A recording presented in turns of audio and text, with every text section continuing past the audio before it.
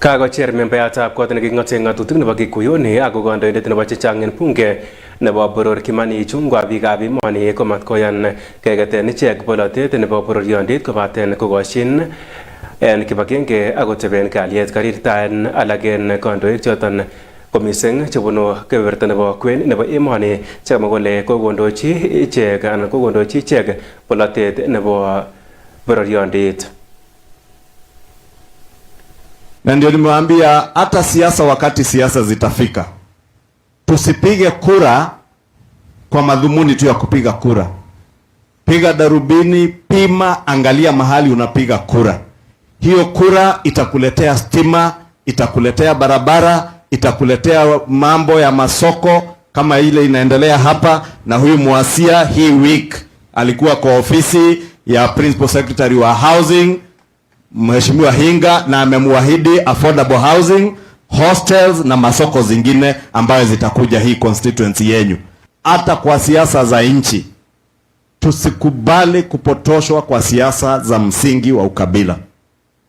Mimi nimeona huko kwetu watu wamepotoshwa, wanajaribu kupotoshwa na siasa za ukabila, lakini watu wamesema hii serikali ni sisi tulichagua, na hatuwezi kutoka kwa serikali tulichagua sababu mtu mmoja anatuchochea kwa siasa zilizo na msingi wa ukabila peke yake.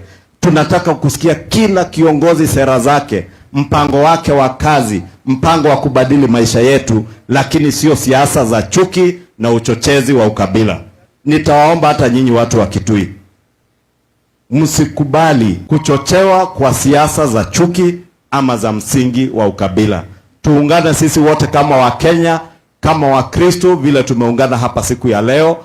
Sisi kama wanasiasa tusitumie vijana wetu vibaya, tutumie vijana wetu kwa njia ya kikazi.